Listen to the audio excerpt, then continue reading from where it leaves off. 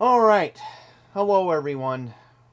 So, before I begin this video, I want to mention that tomorrow I'm going to do a video about the mayor's City of Yes plan because, not that many people are talking about it, and I wish, it would be more of a discussion what Adams is planning to do with these crazy zoning laws that he's thinking of. So, we're going to do that tomorrow and how it could possibly affect the Fresh Meadows real estate market because I am very worried that if I'm listing my house next year, that could be an issue. So we are going to talk about the news once again getting ignored in Queens. In fact, it is my Passengers United obligation to talk about what's going on with subway crime. And there was even one story ignored in Midtown.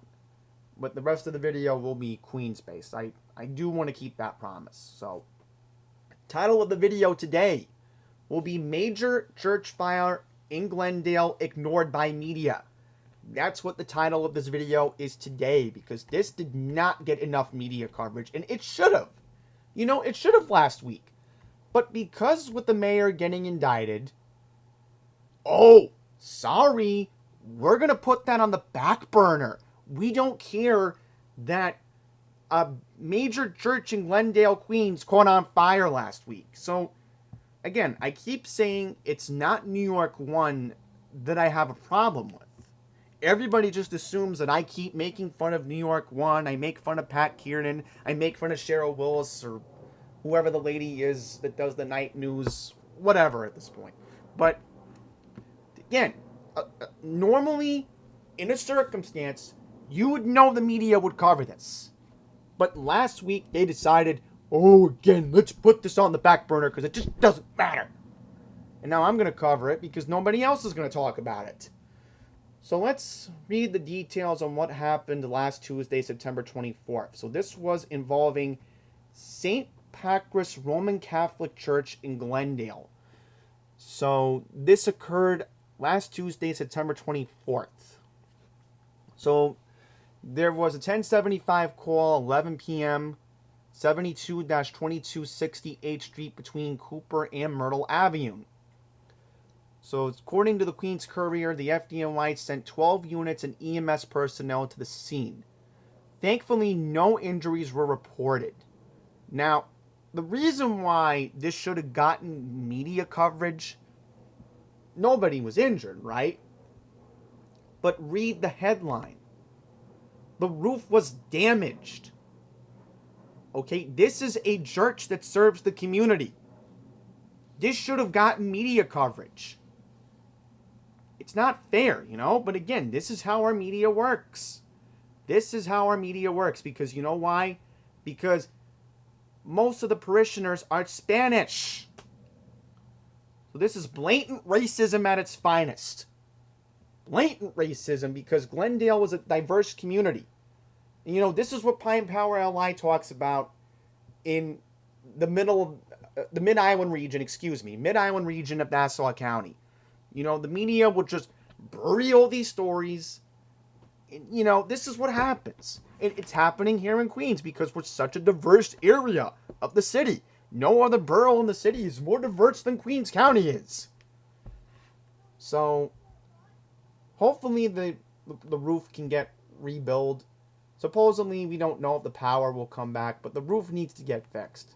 You can't have a building that's going to have a roof that's on the verge of collapsing. So, that's why it should have gotten media coverage. Not, okay, if somebody got injured, that's one thing. But, the fact that this is, again, proof that the media backburns these stories because Mayor Adams got indicted last week, it's just, I don't know what to tell you, folks. And then the media is not going to cover the constant airplane noise that's been going on here in Fresh Meadows in the past week. No, because we don't matter. And then today, supposedly, we may have a hazmat call. Oh no, stop the presses. That's not going to get covered either, so. Okay. Now let's talk about the subway crime. Now, thankfully, this got enough media attention yesterday, and thank goodness it did. So, an 82-year-old elderly woman was shoved onto the tracks at Flushing Main Street yesterday. So, let's zoom in because I know this is very tiny print, and if you're on a smartphone or a tablet, I don't want you to be nearsighted while I'm trying to read this. So, I'm going to have to do everything here on the fly. And there we go. Okay. So, according to the New York Post, a heartless stranger shoved an 82-year-old woman onto the tracks at the Flushing Main Street station yesterday afternoon. So, this happened right after 12 noon yesterday. And funny enough, this is right when I was waiting to have lunch with my coworkers at Osnum yesterday. Weird coincidence, right? Weird coincidence. And that could have been me. Just saying. That could have been me that could have been shoved onto those tracks. Because again, I don't have a car and I have to use public transit. Sources say she hit her head on the side of the train, leaving behind a bloody scene before she landed on the tracks between the cars. So it looks like the train was moving. And it says here that she was taken to Booth Memorial in stable condition. So no surprise, suspects on the run. Probably an EDP. I mean, look at how disturbing this is. There was a supposed rape at the 116th Street Columbia University station, buried by the media. And I'm not going to, do that. There was a stabbing in the Bronx. So we know what happened in Brooklyn a week earlier. I mean, again, this is what's going on with transit. And they say the system's safe. Again, no. I've been saying it. Charlton DeSouza at Passengers United's been saying it. It's not safe. And I have two more stories to prove it. C-Train in Midtown. I know the station very well on 50th Street and 8th. Stabbing. Where did this happen? So again, I don't want you guys to be nearsighted, please, because, the more nearsighted you get, the eye doctor says, you're reading too much tiny print. Don't do that to your eyes. Okay, so it happened on Tuesday, 3:10 a.m. So it looked like this was on the Uptown C-Train platform at 50th Street. The suspect approached a 28-year-old female, and he pulled out an unidentified cutting instrument and slashed the victim's torso. And of course, the suspect got away. This was reported to Midtown North and Transit District 1. The victim was taken to NYC Health Bellevue Hospital, where she was treated for a laceration and was listed in stable condition. Now, again, this is what the transit police do not want to talk about. Transit crime is up in the Midtown North precinct. 59 total incidents reported, up from 53 tallied at the same time last year. Citywide, transit crime was up about 4% in August. Now, mind you, and I want to remind everybody, we are a month away from the busiest travel time in the New York City subway system. The holiday season is coming up. Alright? So, once the holiday displays open up in Manhattan, and I'm going to work on my holiday video, the media is going to bury these stories. Today they're going to talk about how Daniel Penny is going to be arraigned today, possibly. He's weeks away from a trial. That will get coverage. But no, these other minor incidents we're just going to put in the back burner because we're too busy covering the mayor getting indicted. So here is a surveillance video from Crime Stoppers. Here's a good look at the guy if you see him in Hell's Kitchen. So it says that the suspect wore a dark hooded sweatshirt over a light blue shirt, tan pants, black sneakers, gray hooded sweatshirt tied around his waist, and appeared to be carrying a large bag. Now, I just want to mention, if you see the suspect in the Times Square area, there is a police precinct in the area around Broadway, 7th Avenue, and West 43rd Street. So if you're in the Times Square area and you see this guy, don't call 911. Run right to the precinct. Let them know he's around. Because there's an officer always there at that desk. I know that for a fact. Because I was asking the cops last year, where was the October 7th memorial? And the cop told me they took it down. So, trust me, if he's anywhere in Times Square, the police are going to find him. And not just that, but the Times Square Alliance police, they'll find him too. So, he could be in the Times Square area given the close proximity here. But if you see him in Hell's Kitchen, hopefully Midtown North can deal with him. And then we had another incident that occurred at the 7 train station in Flushing. What happened here? 3 masked men sought for snatching a gold chain from a 7 train rider at the 7 train station at Main Street. So when did this happen? Last Thursday. Look at that. The 109 precinct is right near this area. So this happened right before 8 p.m. 24-year-old man was walking through the Main Street Flushing station. 3 strangers confronted him, snatching 2 gold chains from his neck and fled in an unknown direction. The victim was not injured in the robbery. So, of course, all 3 men wore dark masks and hoods to hide their identities. One wore a black vest over a black hoodie and black sweatpants. The second assailant wore a gray New York Yankees hooded sweatshirt and ripped jeans. The third man wore a red hooded sweat jacket, black sweatpants, and white sneakers. $3,500 reward is being offered. So, I want to mention, if this happened in Nassau County, that these men would be arrested for violating the mask ban. Now, keep this in mind. And let's say again, if you're stopped by a Nassau County police officer, because I've heard from Commissioner Ryder in the past week, he said to me, if you're wearing a mask for a medical reason, just tell my officers. And I'm like, God forbid we have another incident like, June of last year. And he's like, if it comes to that, let them know. But they're trying to stop these criminals that are wearing these masks over here. You see that? So we're not going to do that in New York City. No, we won't do a mask ban in the 5 boroughs. Well, stop hiding your freaking faces. Boy, they're not going to get caught. Because again, they hid their faces. But it's good to know that they were wearing clothing that could identify them. But still, it's awful. Really, really is. And then this happened in Jamaica. Because again, Jamaica is a diverse community. So we're not going to cover a botched robbery. Oh no, we won't do that. So let's see where this happened. This was a, let's see, was this near a house? Yeah, it looks like a house. Okay. Oh, near a playground. Okay.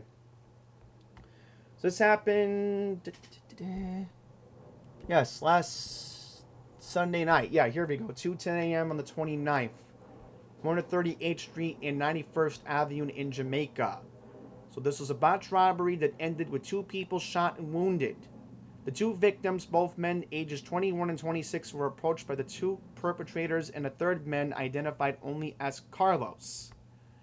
Cops said the 3 suspects attempted to remove property from both items, displaying a firearm in the process.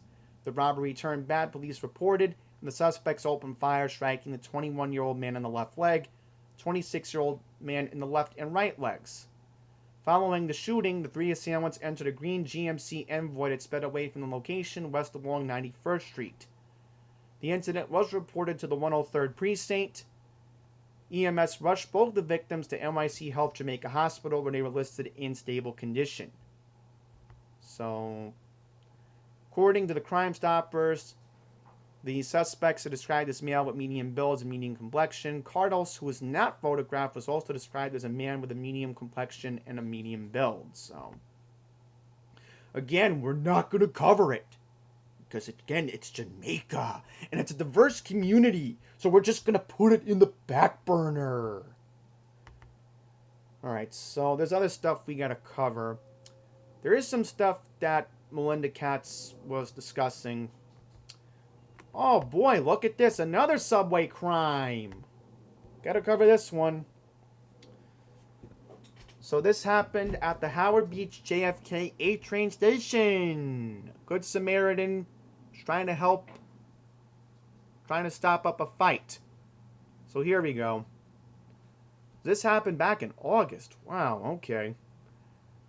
So it says that a 55-year-old man was riding a northbound 8 train at the Howard Beach JFK station just after 10 p.m. when he tried to thwart the 4 suspects from assaulting a fellow strap hanger. The 4 men broke off the attack and went after the Good Samaritan, punching him in the face repeatedly. One of the perps sprayed him in the face with an unknown liquid. Items were taken from the victim worth approximately $2,480. The stolen items include electronic devices and clothing. We do not know what the liquid was sprayed. The attackers exited the station on the Coleman Square and were last seen running down 159th Avenue. So this is what I don't understand. Why was the victim taken to Mount Sinai West Hospital in Manhattan? So this was an ambulatory decision. Alright, I don't get it. I mean, the closest hospital is Jamaica. So we do have suspect description. So we have images of the 2 of the suspects. One suspect was described as having a dark complexion, white tank top, dark colored shorts, and blue sneakers. The second suspect is described as having a medium complexion and was last seen wearing a black hooded sweatshirt, gray jeans, white and blue sneakers. So there you go. So, wanted to get down to see if I can find anything else here. Yeah.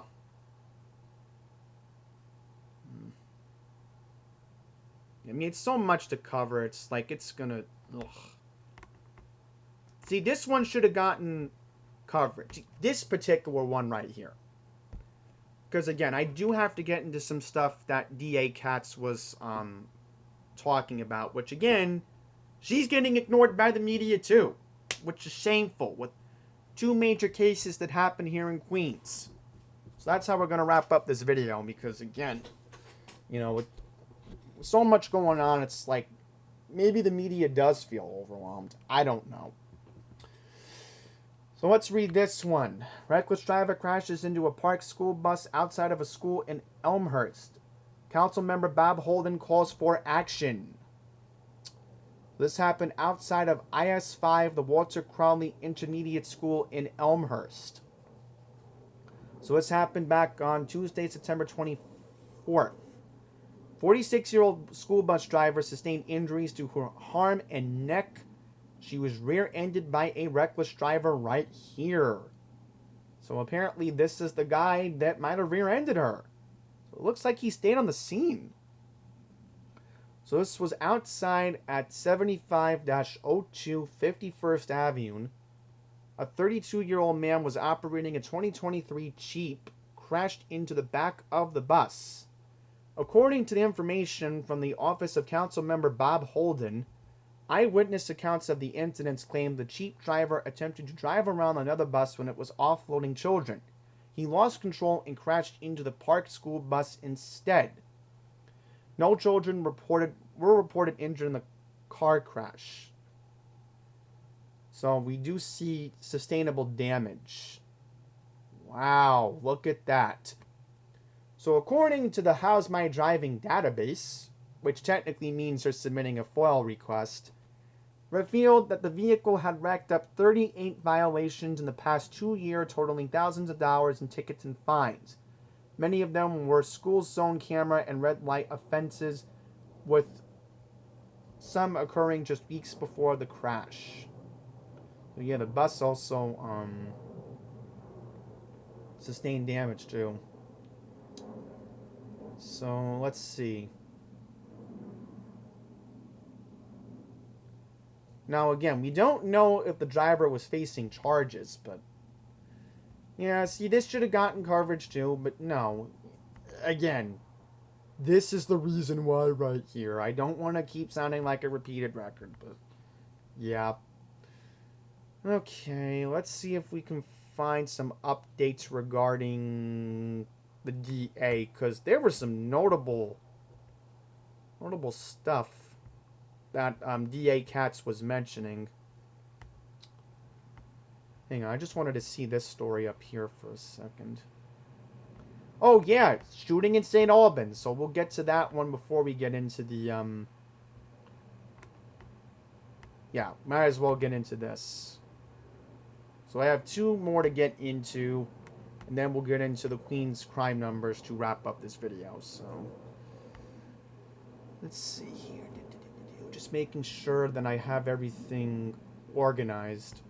I have everything organized here. Okay, there we go. So we're gonna put this here, and this here. Okay. So there's a shooting in St. Albans. When did this happen? Non-fatal. Okay. Tuesday, September 17th. So a 21-year-old man was walking past a home at 118-17 197th Street just before 3 p.m. Broad daylight. Stranger confronted him, pulling out a handgun and fired multiple times, striking the young man in his back. The gunman fled the location on foot and was last seen running northbound on 197th Street toward Linden Boulevard. The victim was taken to MIC Health Jamaica Hospital Medical, where he was listed in stable condition. So we do have a picture of the suspect here. He has a dark complexion. He has a black handgun in his right hand, a gray hooded sweatshirt, blue sweatpants with white stripes on the leg, white sneakers with a blue Nike swoosh logo, and a white baseball cap on backwards. Okay. And then we have this one. Maspeth, Brooklyn man arrested by the Queens Special Victims Unit for groping a 12-year-old girl. So when did this happen? So this happened on the 25th. Oh, my bad. Okay. He was arrested on the 25th, but this happened on the 20th. Okay. So here's what we know. Kadim Laguri, I'm sorry if I'm mispronouncing the name. He is of East 15th Street in Bensonhurst, was arrested on Wednesday, September 25th, was charged with first-degree sexual abuse for spitting on a 12-year-old girl who was walking near the intersection of 71st Street and 54th Avenue in Maspeth just after 8 a.m. on Friday, September 20th. Laguri allegedly ran off groping the young girl, police said. EMS responded to scene and transported the child to the pediatric center at NYC Health Elmhurst Hospital, where she was listed in stable condition. Laguri was arraigned last Friday, September 27th, at Queens Criminal Court in Kew Gardens, where he was additionally charged with 2 counts of endangering the welfare of a child. He allegedly spat on her hair, neck, and chest, and then touched her face and buttocks with his hands repeatedly, according to the criminal complaint. The incident was caught on video surveillance. Oh boy, and then he admitted it. He said, quote, "This is me on the way to work." So according to Queens District Attorney Melinda Katz, she requested $20,000 bail during his arraignment before Judge Maria Gonzalez. She set bail at $7,000 cash and a $15,000 bond. So, yeah, not good. Not good. So, I just want to mention, if you have had any encounter with this suspect, or if your child has seen the suspect, take a screenshot right now of the phone number. Maybe write it down somewhere, because more victims do need to come forward. And again, not covered by the media. Alright, speaking of Melinda Katz, we have 2 updates from her office that were ignored by the media, including the Corona man indicted on the incident that occurred over the summer at Casina Park. So let's read this. Ecuadorian migrant Christian Inagua, sorry if I'm mispronouncing the name, was indicted by a Queens grand jury in Kew Gardens and is now criminally charged with predatory sexual assault, rape in the first degree, and numerous other crimes for an attack that occurred back on June on a 13-year-old girl and her friend at Casina Park. Inigua, 25, who was living in a boarding house on Walden Street in Corona, was arraigned in Queens Supreme Court. Let's see when this happened. Yeah, the 26th. Okay. 16-count indictment charging him with 2 counts of criminal sexual assault in the second degree, 2 counts of kidnapping in the sexual degree, 2 counts of endangering the welfare of a child, and robbery. According to the incident and investigation, at around 3:30 p.m. on Thursday, June 13th, Igna approached the 2 children, who were both 13, allegedly pulled out a machete-style knife and threatened the girl and the boy, instructing them to go into the wooded area. This is just too graphic to read.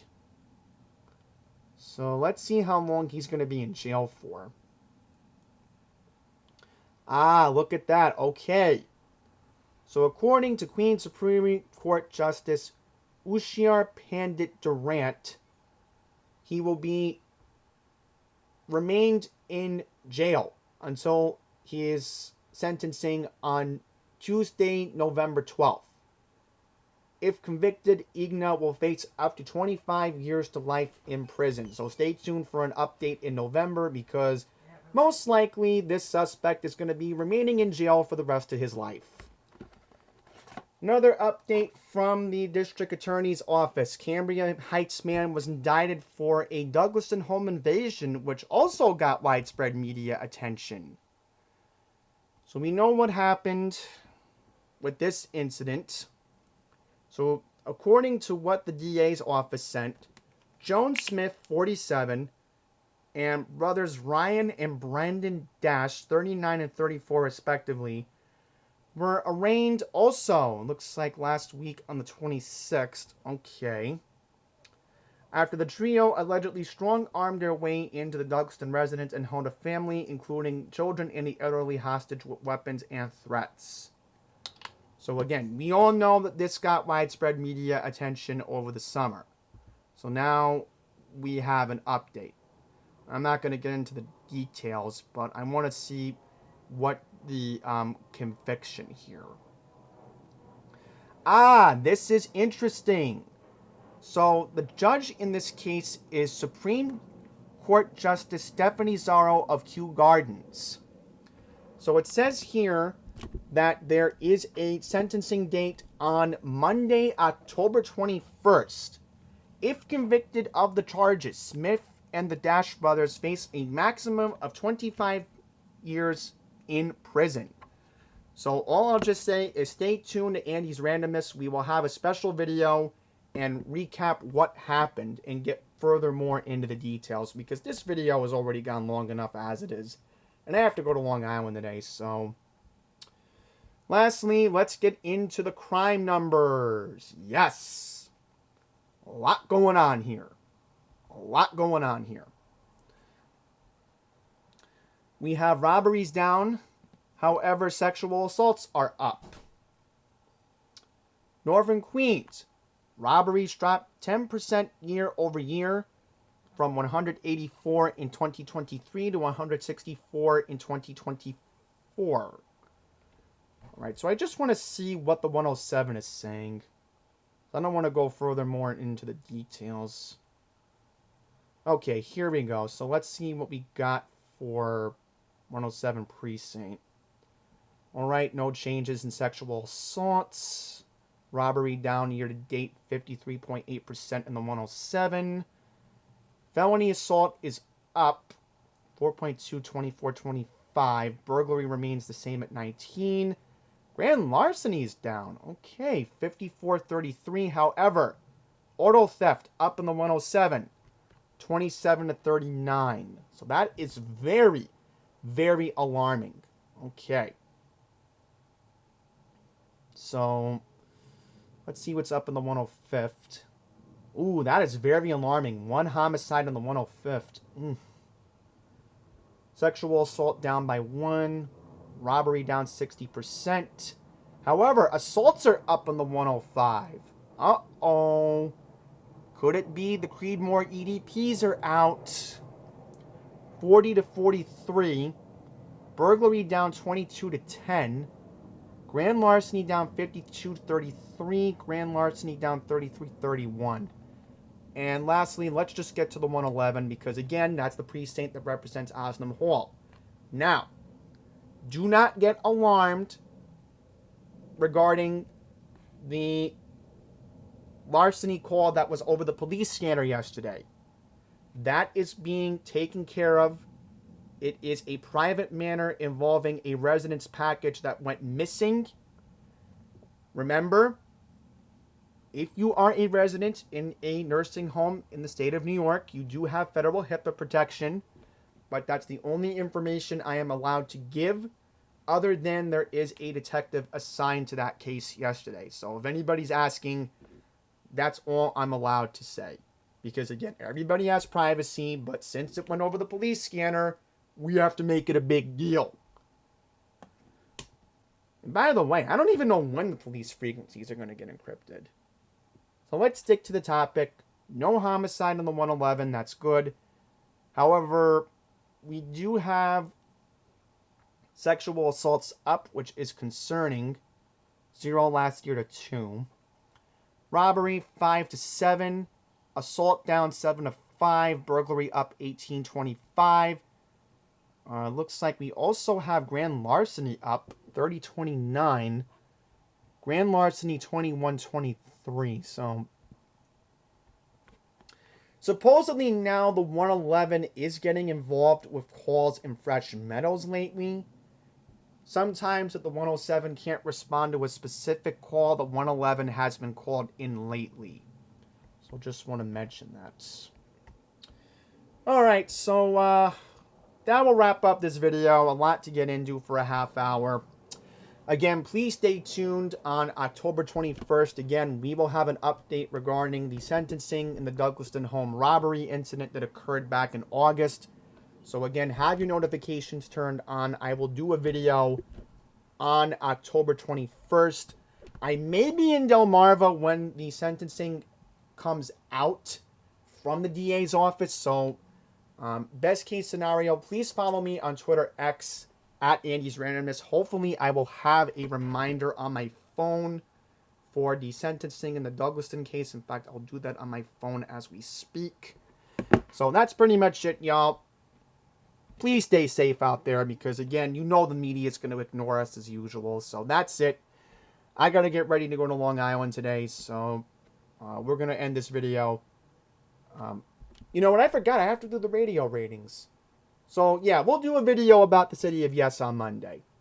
We'll just wait till after the weekend. So, that's it. Bye, everyone.